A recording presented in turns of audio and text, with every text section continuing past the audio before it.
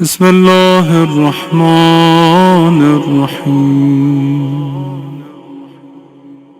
اب مسلسل گفتگو ہو رہی ہے کہ یہ جو ہمارا عقیدہ ہے، جو ہم وسیلہ اہل بیت سے فقیری کرتے ہیں، یہ قرآن سے بھی ثابت ہے، یہ عقل سے بھی ثابت ہے، یہ حدیث سے بھی ثابت ہے کہ ہم جب مولا علی کو وسیلہ بناتے ہیں، ہم جب مولا رسول خدا کو وسیلہ بناتے ہیں، یہ اللہ کے حکم سے بناتے ہیں، یہ رسول کا حکم ہے اور رسول کا حکم خدا ہے۔ لیکن اب سوال یہ آتا ہے، تو جب ہم مولا علی کو وسیلہ بناتے ہیں، جب ہم یا علی مدد کہتے ہیں، جب ہم مولا رسول خدا کو وسیلہ بناتے ہیں، جب ہم یا رسول خدا مدد کہتے ہیں، تو کیا یا اللہ مدد کہنا گناہ ہے؟ نعوذ باللہ، کیا یا اللہ مدد کہنا عیب ہے؟ نعوذ باللہ۔ تو جواب ملتا ہے نہیں، وہ بھی ٹھیک ہے۔ ہر مسلمان دن میں کم سے کم 10 مرتبہ کہتا ہے یا اللہ مدد۔ آپ کہیں مولانا ہم تو نہیں کہتے، نماز تو پڑھتے ہیں، 5 وقت کی نماز پڑھتے ہیں، ہر نماز میں 2 مرتبہ سورہ الحمد پڑھتے ہیں، بسم اللہ الرحمن الرحیم، الحمد للہ رب العالمین، الرحمن، پھر کیا ہے؟ پھر کیا ہے؟ ایاک نستعین، یعنی ہم تجھ سے مدد مانگتے ہیں۔ یعنی ہر مسلمان دن میں 10 مرتبہ کہتا ہے یا اللہ مدد، یا اللہ مدد، ڈائریکٹ یا اللہ مدد، اس میں عیب نہیں۔ یا اللہ مدد کہنا گناہ نہیں، یا اللہ مدد کہنا عیب نہیں، بلکہ اللہ قرآن میں بتا رہا ہے کہ ہر مسلمان پر واجب ہے، ضروری ہے کہ سورہ الحمد پڑھے اور ایاک نعبد و ایاک نستعین، یعنی یا اللہ مدد کہے۔ لیکن مسئلہ کہاں آتا ہے؟ مسئلہ یہاں آتا ہے جب کوئی انسان کہے بس یا اللہ مدد کہو، اور جب ہم یا علی مدد کہیں تو ہم پہ اعتراض کرتا ہے کہ نعوذ باللہ یہ بدعت ہے۔ یا اللہ مدد کہنا بھی ٹھیک ہے، لیکن یا علی مدد کہنا بھی عبادت ہے۔ جیسے یا اللہ مدد ہم کہتے ہیں، جائز ہے، ٹھیک ہے، بدعت نہیں ہے، گناہ نہیں ہے، بالکل ٹھیک ہے، ہر مسلمان پر ضروری ہے کہے یا اللہ مدد۔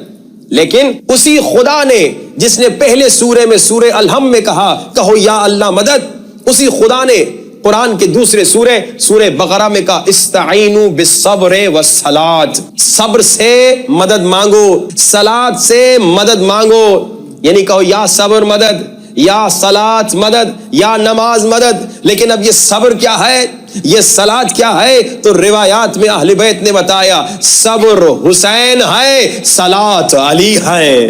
یعنی استعینوا، مدد مانگو، اللہ سے مدد مانگو، لیکن حسین کے وسیلے سے، علی کے وسیلے سے۔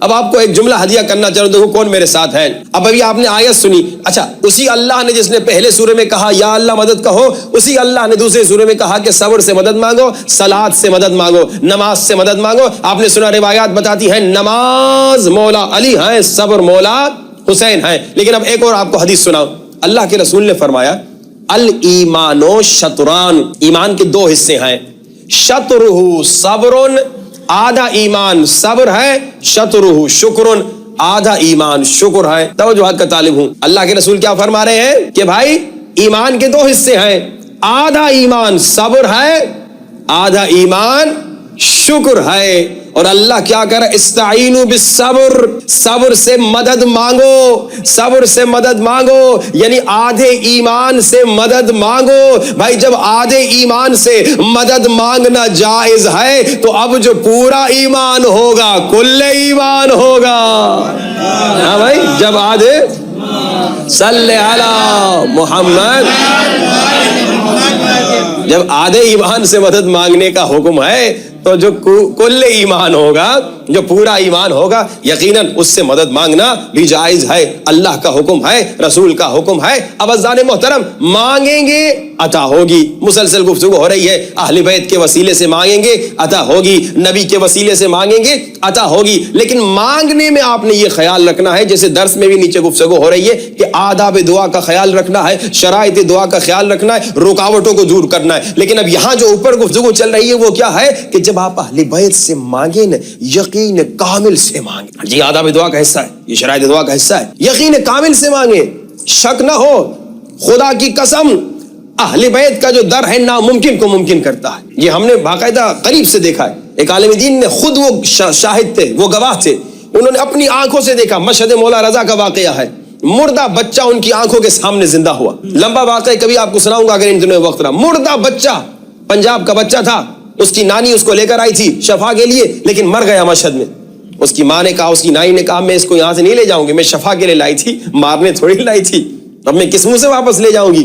کیا جواب دوں گی اس کے ماں باپ کو؟ وہیں بیٹھی رہی جب تک کہ بچہ زندہ ہوا. اور جس نے یہ واقعہ ہمیں سنایا ہے اس نے خود اپنی آنکھوں سے دیکھا، عالم دین تھا، اب وہ گزر گئے بیچارے. انہوں نے کہا ہم نے اپنی آنکھوں سے دیکھا کہ مردہ زندہ ہوا. یہ اہل بیت کے در سے عطا ہوتی ہے، لیکن یقین سے مانگو. ہندو نے جب مولا سے مانگا، واقعہ آپ نے سنا، مولا نے عطا کیا، یقین سے مانگا. اور ان عیسیٰ بحرینی کا واقعہ آپ نے کل سنا کہ مسلمانوں نے، شیعوں نے، مولا کے چاہنے والوں نے 3 دن کی مہلت مانگی، اسی لیے مولا 3 دن کے بعد آئے. اور جب انہوں نے کہا مولا آپ 3 دن کے بعد کیوں آئے، پہلے دن آ جاتے، ہم اتنے پریشان تھے. مولا نے کہا تم کو مجھ پر یقین نہ تھا، تم نے 3 دن مانگے تو اسی لیے میں 3 دن کے بعد آیا. اور اگر اسی دن، اسی وقت، اسی لمحے، اسی دربار میں کہتے یا صاحب الزمان ادرکنی، میں مدد کو آ جاتا. تمہیں مجھ پر یقین نہیں. اور کل آپ نے سنا کہ اس اندھے نے 15 سال سے دعا کر رہا تھا مولا آنکھ دیجئے، یقین سے نہیں مانگ رہا تھا، دل کی گہرائیوں سے نہیں مانگ رہا تھا. تو کیا ہوا؟ اسے عطا نہیں ہوا. لیکن 15 منٹ میں دل کی گہرائیوں سے مانگا، یقین سے مانگا، عطا ہو گئے. ہم میں یقین کی کمی ہے. جب میں بیمار ہو جاؤں ڈاکٹر کے پاس جاؤں، لیکن کہوں مولا آپ کے صدقے میں شفا ملے گی، اے اہل بیت آپ کی برکت سے زندگی میں برکت آئے گی. ٹھیک ہے کام کروں، بزنس کروں، جاب پہ جاؤں، لیکن جاب پہ بھروسہ نہ کروں، باس پہ بھروسہ نہ کروں. یہ غلطی ہے ہماری کہ بھائی یقین کسی اور پہ کرتے ہیں، زبان سے کہتے ہیں بھائی مولا پہ یقین ہے. اچھا میں آپ کو ایک واقعہ سناتا ہوں یقین پر. ایک بزرگ عالم دین تھے، وہ کہتے ہیں کہ ہمارے گاؤں میں قحط آ گیا. قحط یعنی ڈراؤٹ، یعنی خشک سالی، بارش آنا بند، نہریں خشک، ویل ختم ہو گئے، خشک ہو گئے، کنویں خشک ہو گئے، پانی ختم، گندم ختم، کھانے کی چیزیں ختم، حیوانات مرنے لگے. اب بالکل موت سب کے سامنے، سب پریشان. کہا کہ ایک دن میں پریشانی کے عالم میں گھر سے نکلا باہر. اب گھر میں بچے ہیں، اس نے کہا میں خود تو برداشت کر لوں لیکن بچوں کو کیا کہوں گا. تو کہا میں گھر سے باہر نکلا کہ کچھ ملے، اور بڑا پریشان گھوم رہا تھا. کوئی روٹی مل جائے، کوئی آٹا مل جائے، کوئی چیز مل جائے. کہ بڑا پریشان تھا. کہ اس پریشانی کے عالم میں نے دیکھا سارے لوگ پریشان تھے، محلے والے پریشان، گلی والے پریشان، پڑوسی پریشان. کہتے ہیں مگر میں نے دیکھا ایک نوکر غلام کسی سیٹ صاحب کے یہاں کام کرنے والا تھا، وہ بڑا خوش تھا، خوشی خوشی ہنس رہا تھا، گھوم رہا تھا. مولانا نے کہا میں نے بلایا، ادھر آؤ، تم کیوں خوش ہو؟ میں پریشان، وہ پریشان، یہ پریشان، قحط آ گیا ہے، خشک سالی، ڈراؤٹ آ گیا ہے، پانی خشک ہو گیا ہے، حیوانات مر رہے، تم کیوں خوش ہو؟ اس نے کہا میں اس لیے خوش ہوں کیونکہ میرا جو مالک ہے نا، جو سیٹ صاحب، اس کے پاس گھر میں بہت بڑے کنویں ہیں، پانی سے بھرے ہوئے ہیں. اس کے پاس گھر میں بہت ساری بکریاں ہیں، گائے ہے، بھینس ہے. اور یہ جملہ، یہ اصل جملہ ہے، اور مجھے اپنے مالک پر یقین ہے کہ مجھے بھوکا نہیں رکھے گا. کہا میرے مالک کے پاس بہت سارے کنویں ہیں، پانی سے بھرے ہوئے، گائے بھینسیں ہیں، بکریاں ہیں، اور گندم ہے، سب کچھ ہے. وہ 1 سال تک، 2 سال تک اس کے پاس اتنا مال ہے. مجھے اپنے مالک پر یقین، اسی لیے میں خوش ہوں، اسی لیے میں پریشان نہیں ہوں کہ مجھ نوکر کو، مجھ غلام کو، اپنے جیسے انسان پر، کیونکہ میرا مالک ہے، مجھے اس پر یقین ہے، مجھے بھوکا نہیں رکھے گا. عالم بیٹھ گیا. کہا واہ ہو مجھ پہ، اس شخص کو اپنے جیسے انسان پر اتنا یقین ہے اور اس لیے پریشان نہیں ہے، اور مجھے اپنے خالق اور مالک پر یقین نہیں. کیا یہ جو ہم پریشان ہوتے ہیں، کیوں پریشان ہوتے ہیں؟ کیونکہ ہمیں اپنے مالک پر شک ہوتا ہے، کیونکہ اپنے خالق پہ شک ہوتا ہے. اللہ نے کہا میں تمہیں بھوکا نہیں چھوڑوں گا. ہاں تمہیں محنت کرنی ہے، تمہیں پوری کوشش کرنی ہے، لیکن یہ جو ہم پریشان ہو جاتے ہیں نا، کیوں ہو جاتے ہیں؟ کیونکہ ہمیں اللہ پر یقین نہیں ہوتا. اور جنہیں اللہ پر یقین ہوتا ہے، لا خوف علیہم ولا هم یحزنون، ان کے دل میں نہ کوئی خوف ہوتا ہے، نہ کوئی دکھ ہوتا ہے، نہ کوئی پریشانی ہوتی ہے. اور یہ جو مومن پریشان ہوتے ہیں نا، اکثر ٹینشن میں چلے جاتے ہیں، اسٹریس میں چلے جاتے ہیں، بزنس کی وجہ سے یا کئی دیگر مسائل کی وجہ سے. کیا وجہ ہے؟ اس کی وجہ یہی ہے کہ ان کا اللہ پر توکل نہیں، اللہ پر یقین. زبان سے کوئی نہیں کہتا، زبان سے کچھ سب کہتے ہیں اللہ پر توکل ہے، آمنت باللہ العلی العظیم وتوکلت علی الحی القیوم. ویسے یہ ذکر بھی بڑا اچھا ہے کہ یہ ذکر کرتے رہیں زیادہ سے زیادہ، تاکہ انشاءاللہ آپ کو بینیفٹ ملے. اللہ پر توکل کرے. اہل بیت کے وسیلے سے جب اللہ سے توکل کرتے ہوئے مانگیں گے تو پھر آپ دیکھیے، جیسے کل میں نے آپ کو نسخہ بتایا، 1 مرتبہ دعائے توسل، 70 مرتبہ سورہ الحم. اب اچھا اکثر لوگوں نے پوچھا بھی تھا مولانا ہماری زبان میں 17 کو بولتے ہیں، 70 مرتبہ یعنی 70، ٹھیک ہے نا، 17 نہیں 70، تو 70 بہر کے وہی 70، تو 70 مرتبہ دعائے سورہ الحم، 1 مرتبہ دعائے توسل. جب یہ پڑھیں گے یقین کامل کے ساتھ، آیت اللہ شاہ آبادی بزرگ عارف تھے، امام خمینی کے استاد تھے، انہوں نے کہا جب سے میں نے اس پہ عمل کیا کبھی بیمار نہیں ہوا. اور حدیث بتا رہی ہے کہ 70 یا 7 مرتبہ الحمد پڑھنے سے اگر مردہ زندہ ہو گیا تو حیران نہ ہونا. کب ہوگا یہ؟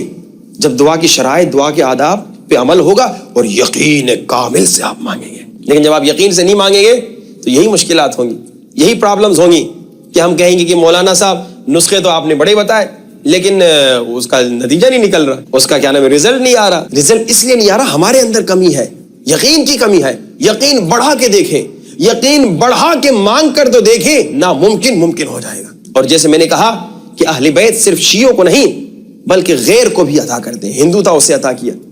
آج ایک مختصر سے آپ کو واقعہ سناتا ہوں ایک شخص کا جو کہ مسلمان تو تھا مگر شیعہ نہیں تھا، اسے مولا نے کیسے عطا کی. بہت زبردست واقعہ ہے اہل سنت کا. ایک شخص ہے، اس کا نام ہے یاقوت دہان. کہتا ہے کہ اس کی ماں شیعہ تھی مگر اس کا باپ سنی تھا. کہتا ہے اس کی ماں شیعہ تھی، اس کا باپ سنی تھا اور باپ کی وجہ سے یہ بھی سنی ہو گیا. کہتے ہیں لیکن میری ماں مسلسل مجھے کہتی تھی بیٹا بڑی سے بڑی مشکل زندگی میں آ جائے تو کہو یا ابا صالح المہدی ادرکنی، امام سے مدد مانگو. کہتے ہیں ایک مرتبہ میں گیا بیابان میں، اسی کام کے سلسلے میں بیابان سے گزر کے گیا. واپسی بھی بیابان سے تھی. پرانے زمانے کا واقعہ ہے، نہ جہاز کا سفر تھا، نہ بسوں کا سفر تھا، نہ گاڑیوں کا سفر، گدھے گھوڑے کا سفر، جنگل و بیابان کا سفر. وہاں روڈ بھی بنے ہوئے نہیں ہوتے تھے، کوئی گائیڈ ساتھ میں ہوتا تھا جسے بیابان کا پورا راستہ معلوم ہوتا تھا. ڈیزرٹ کو کیا بولتے ہیں فرینچ میں؟ ڈیزرٹ. ہاں، تو پورے ڈیزرٹ پہ راستہ، روڈ، گلی نہیں ہوتی. ابھی روڈ پہ آپ کو ایڈریس کیسے پتا چلتا ہے؟ ایڈریس لکھا ہوا ہوتا ہے، روڈ بنا ہوا ہوتا ہے، وہاں کوئی نہیں ہوتا. تو گائیڈ کے ساتھ جانا پڑتا تھا، ایک گروپ ساتھ جاتا تھا. کہا میرا کام تھا تیل بیچنا. ہلا کا رہنے والا تھا، عراق میں شہر ہے یہ ہلا، عراق کا تھا یہ یاقوت دہان.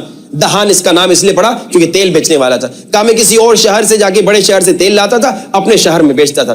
ایک مرتبہ میں گیا کسی اور بڑے شہر میں تیل لینے. تیل لے کے جب واپس آ رہے تھے، ڈیزرٹ کا سفر تھا تو ہم تھک گئے تھے، گرمی تھی. دوستوں نے کہا تھوڑا ریسٹ کرتے ہیں، تھوڑا آرام کرتے ہیں. کہا تھوڑا ہم نے آرام کیا تو آرام کرتے کرتے مجھے نیند لگ گئی، سو گیا. اور دوستوں نے کہا اٹھو چلے. میں نے کہا 5 منٹ سونے دو، 2 منٹ سونے دو. یہ کام ہم بھی کرتے ہیں نا، جب فجر کو اماں اٹھاتی ہے تو بیٹا اٹھو نماز کا ٹائم ہے، یا بیگم اگر دیندار ہو بیگم کہتی ہے اٹھو نماز کا ٹائم ہے، کہتے ہیں 5 منٹ سونے دو، 2 منٹ سونے دو. اور یہ 5 منٹ 2 منٹ اتنا کرتے ہیں کبھی کبھار نماز بھی نکل جاتی ہے. اس کا بھی یہی اشر ہوا. اس نے کہا 5 منٹ سونے دو، 2 منٹ سونے دو. دوست تھک گئے، کہا 2 منٹ 20 منٹ ہو گئے، چلو چلے. کہا تم چلو میں آتا ہوں. ابھی آپ نے سنا کہ ڈیزرٹ میں بیابان میں بغیر گائیڈ کے نہیں چل سکتے، کوئی راستہ نہیں بنا ہوا، روڈ نہیں بنا ہوا، گائیڈ کی ضرورت ہے. دوستوں نے کہا ٹھیک ہے ابھی اٹھ کے آ جائے گا، 2 منٹ میں آئے گا، ہمیں دیکھ لے گا، ہمارے ساتھ پیچھے پیچھے آئے گا. لیکن دوست چلے گئے بہت دور ہو گئے مگر یہ ابھی تک سویا ہوا تھا. اسی لیے کہتے ہیں لوگوں اتنا زیادہ نہ سو کہ اس سوتے ہی رہ جاؤ. یہ غفلت سے نکلو. ہمارے ایک استاد تھے، ہمیں بچپنے میں کیمسٹری پڑھاتے تھے. تو ایک مرتبہ جب وہ آئے صبح تو ٹیوشن ہمارے کو پڑھاتے تھے تو ہم ذرا نا یوں آنکھیں مل رہے تھے، نیند آ رہی تھی. انہوں نے کہا بیٹا قبر میں تو ویسے ہی سونا ہے، تو یہاں پہ سونا چھوڑ دو، قبر میں خوب مزے سے سونا. پھر جب ہم بڑے ہوئے، ذرا علم حاصل کیا تو ہمیں وہ استاد یاد آتے تھے. ہم پھر استاد کو سوچ کے کہتے تھے استاد قبر میں اگر فرشتے عذاب کے سونے دیں تو تب ہم سوئیں گے، لیکن اگر فرشتے عذاب کے سونے نہ دے تو پھر تو قبر میں بھی نیند نہیں ملے گی. مزاحن ایک آپ کو میں نے بات سنا دی. انشاءاللہ کہ قبر میں کسی کے عذاب کے فرشتے نہ ہو بلکہ رحمت کے فرشتے ہوں. جس کے قبر میں انشاءاللہ مولا حسین مہمان بن جائے تو ادھر رحمت کے فرشتے ہوں گے انشاءاللہ. اب یہ سو گیا، بہت دیر تک سوتا رہا. جب فریش ہو کے اٹھا تو اب چل رہا ہے، سیدھا جا رہا ہے، مڑ کے اسی جگہ پہ آ رہا ہے. راستہ تو نہیں معلوم، روڈ نہیں بنا ہوا، ڈائریکشن نہیں بنی ہوئی، ایڈریس نہیں لکھا ہوا. رائٹ گیا واپس ادھر آ گیا، لیفٹ گیا واپس. اور ڈیزرٹ میں گرمی ہوتی ہے سخت. عراق کی گرمی تو آپ جانتے ہیں، عراق کی گرمی تو بے نہایت سخت گرمی. پورا ڈیزرٹ گھوم کے تھک گیا. 1 گھنٹہ، کئی گھنٹے، پورا دن تقریباً چل کے تھک گیا. اب پیاس لگی تو پانی نہیں. دوست سارا سامان لے گئے تھے نا، انہوں نے کہا یہ ابھی اٹھ کے آ جائے گا. پانی نہیں، گرمی شدید، راستہ مل نہیں رہا. کہا کیا کروں؟ اتنا پیاسا کہ اب پیاس سے مرنے لگا. چلنے کی طاقت نہیں، پسینہ بہ رہا ہے. ڈی ہائیڈریشن ہو جاتا ہے اس طرح سے، انسان بالکل مر جاتا ہے. جب گرمی میں پسینہ بھی بہے، پانی بھی نہ پیے تو انسان ختم ہو جاتا ہے. پانی ہے نہیں ساتھ میں، پسینہ بہ رہا ہے، گرمی سخت ہے، راستہ معلوم نہیں، پریشانی الگ، گرمی الگ، پیاس الگ. اب بالکل بے حال ہو کے جب گر گیا تو اس نے اپنے بزرگوں سے مدد مانگی.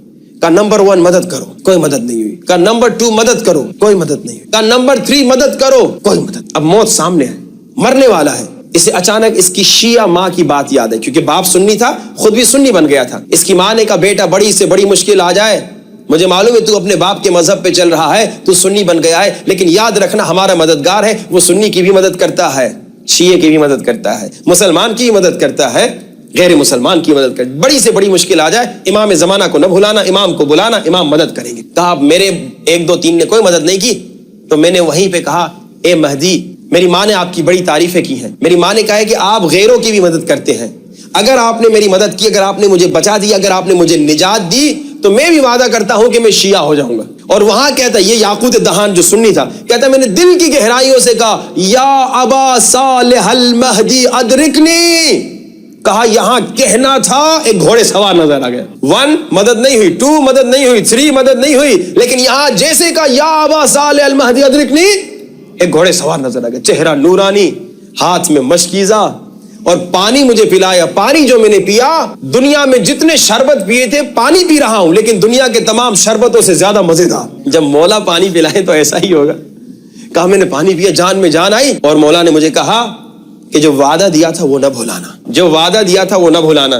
اور پھر کہتا ہے کہ مولا نے مجھے کہا یہاں سے چلے جاؤ, کوئی راستہ دکھایا, ادھر سے چلا جاؤ. کہتا ہے میں گھنٹے گھنٹے چلتا گیا, مجھے راستہ نہیں ملا. کہا یہاں امام نے کہا ادھر سے چلے جاؤ, میں نے 1 قدم یا 2 قدم اٹھائے, شہر میں پہنچ گیا. اور کہتا ہے میں شہر میں پہنچا, میں مسجد میں گیا جو سب سے نیئرسٹ شہر تھا ڈیزرٹ سے. کہتا ہے میرے دوست جو مجھ سے کئی گھنٹے پہلے نکلے تھے وہ میرے بعد پہنچے, وہ میرے بعد پہنچے. دیکھیے امام مددگار ہے. اس کا بہت لمبا واقعہ انشاءاللہ کل کمپلیٹ کروں کہ وقت ختم ہو چکا ہے.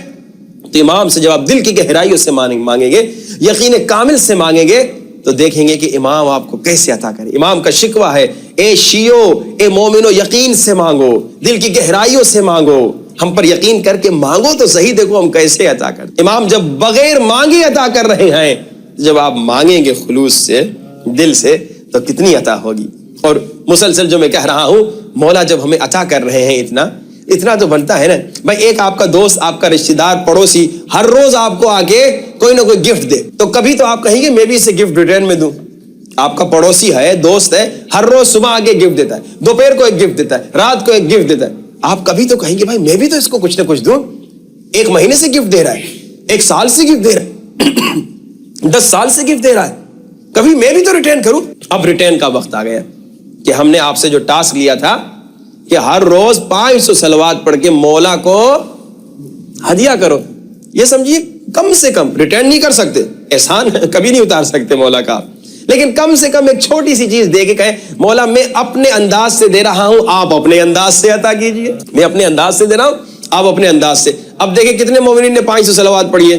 1 2 3 4 5 6 7 8 9 10 11 12 13 14 15 16 17 18 19 20 21 22 23 24 25 26 27 28 29 30 31 32